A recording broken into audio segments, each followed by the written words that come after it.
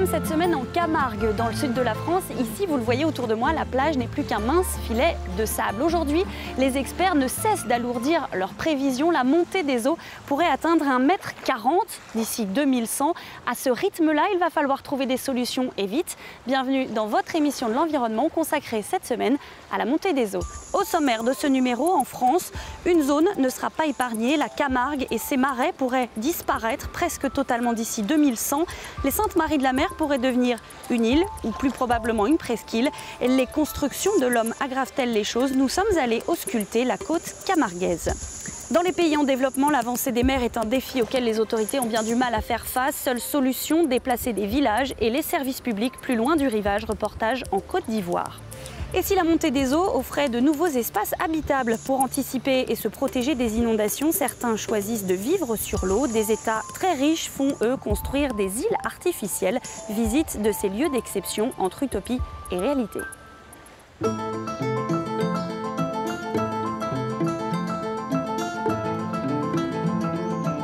Nous sommes tout en haut du village des Saintes-Maries de la Mer. Vous pouvez voir la Méditerranée derrière moi et elle avance ici d'année en année au point que certains craignent que le petit village des Saintes-Maries de la Mer devienne un jour une île ou plus probablement une presqu'île. Ici, la montée des eaux, c'est déjà une réalité.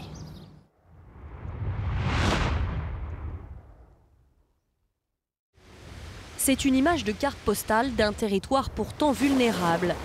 Aux Saintes-Maries, la mer monte et ronge la plage. François Sabatier ausculte le littoral depuis des années. Ces dunes artificielles reculent et il suffit de quelques pas pour s'en rendre compte. 4, 5, 7, 8, 9, 10. Vous voyez, on arrive à peu près à une vingtaine de mètres. Et quand on les a créés, on avait 80 mètres de plage.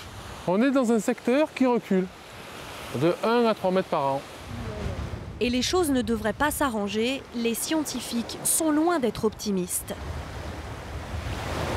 La montée de la mer en Camargue est estimée à 2 mm par an.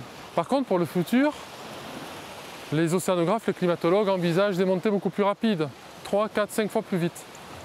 Et là, l'érosion liée à la montée de la mer pourra être beaucoup plus importante.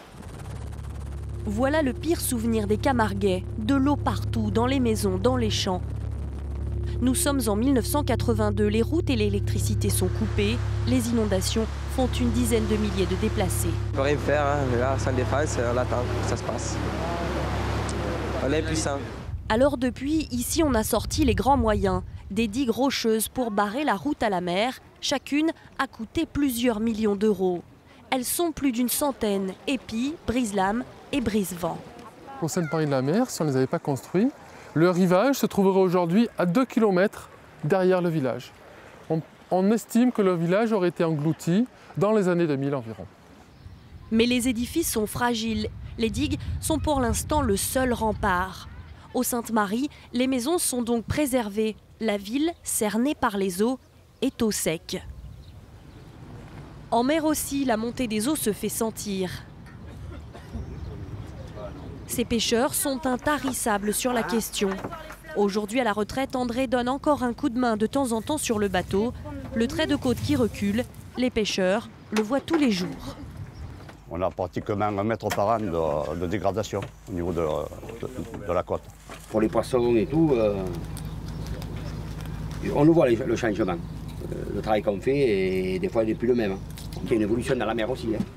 Pour le moment, c'est inquiétant, mais pas dramatique. Et dans le même temps, dans les terres, sous les yeux des flamants roses, la Camargue s'enfonce. Autour, les 2 bras du fleuve ont été endigués. Les sédiments ne se déposent plus sur la plaine. Résultat, le delta ne s'élève plus naturellement. Éric Coulet est directeur de la réserve naturelle de Camargue, un marécage de 140 000 hectares qu'il arpente depuis des années. Nous sommes le long du Vacarès, la pièce maîtresse de la réserve nationale de Camargue. C'est une zone capitale, c'est une zone charnière. Elle est charnière entre l'eau salée et l'eau douce du Rhône, elle est charnière entre l'Europe du Nord et l'Afrique. Éric Coulet nous emmène voir la digue à la mer, un ouvrage construit pour arrêter les eaux. Ici, sur cette digue, ça n'est plus le fleuve qui déverse dans la mer, mais bien l'inverse. Et dans les terres, les dépôts de sel mettent en péril la faune et la flore. Si vous êtes gardon, et que je vous envoie de l'eau de mer, vous n'allez pas durer longtemps. Ça vous change singulièrement votre vie. Hein, un quart d'heure après, vous avez le ventre en l'air. Donc par conséquent, c'est tout ce système-là. Et qui dit oiseaux, mer, qui dit aussi plantes, aquatiques, etc. C'est tout un système qui se marinise, on dit mariniser. La conquête de la mer ici, ça n'est pas un scénario de fiction. L'avenir de la Camargue dépendra aussi de la fréquence des tempêtes de plus en plus fortes, les Saintes-Maries ou peut-être un futur Mont-Saint-Michel en Méditerranée.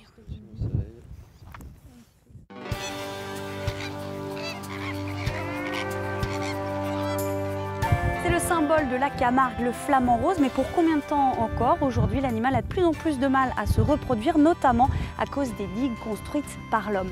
Alors que se passe-t-il dans les pays en développement qui n'ont pas nécessairement les financements pour construire ces digues et lutter contre la montée des eaux? Direction tout de suite l'Afrique et la Côte d'Ivoire. Là-bas, la mer ronge le littoral et la seule solution, bien souvent, c'est de déplacer des villages entiers. Reportage.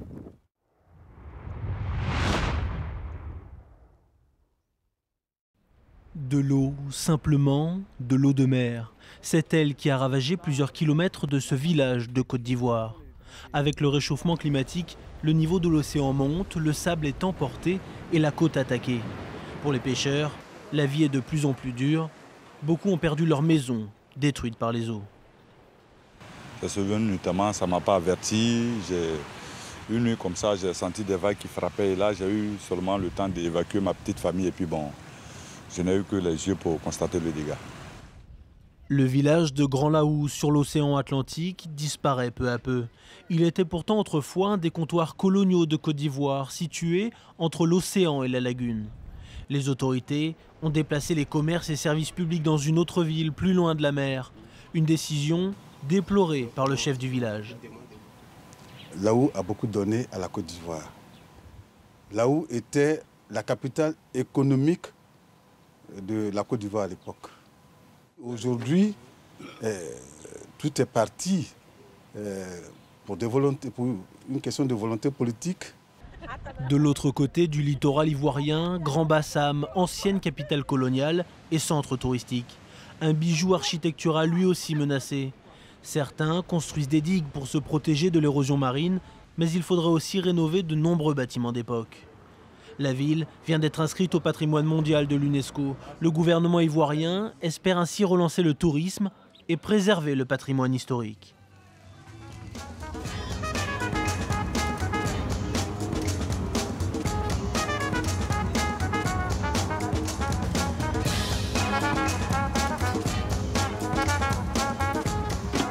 Et si finalement la solution c'était tout simplement de vivre sur l'eau? Ici à Paris, où chaque centimètre carré compte, où l'espace est rare, certains font le choix de vivre sur une péniche. C'est le cas de Vincent. Bonjour, merci de nous accueillir.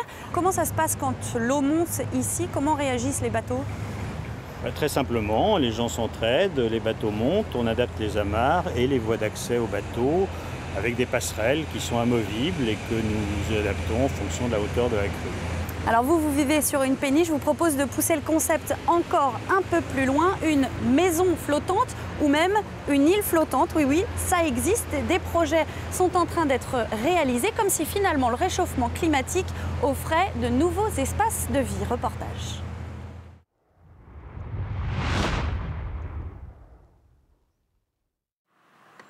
Le long des canaux, les maisons ont remplacé les bateaux. Aux Pays-Bas, cet homme a quitté sa villa sur la terre ferme pour une maison flottante de 132 mètres carrés. Et il en est très fier. Voici le salon, la salle à manger, la partie extérieure bien sûr. Et quand on descend, on passe sous le niveau de l'eau. Elle arrive ici. Là, si on fait un trou, l'eau entre. Vaut mieux éviter. Ici, habiter sur l'eau n'est plus vraiment un luxe, mais une nécessité, puisqu'un tiers du territoire est situé sous le niveau de la mer. Construite sur une coque de bateau en bois et non pas sur une dalle de béton, la maison flotte au gré du niveau de l'eau. L'eau monte, la maison aussi. L'eau est montée, parfois de plus de 50 cm. La maison s'est élevée, on a flotté. Et face au succès hollandais, un homme a décidé d'importer le concept en France.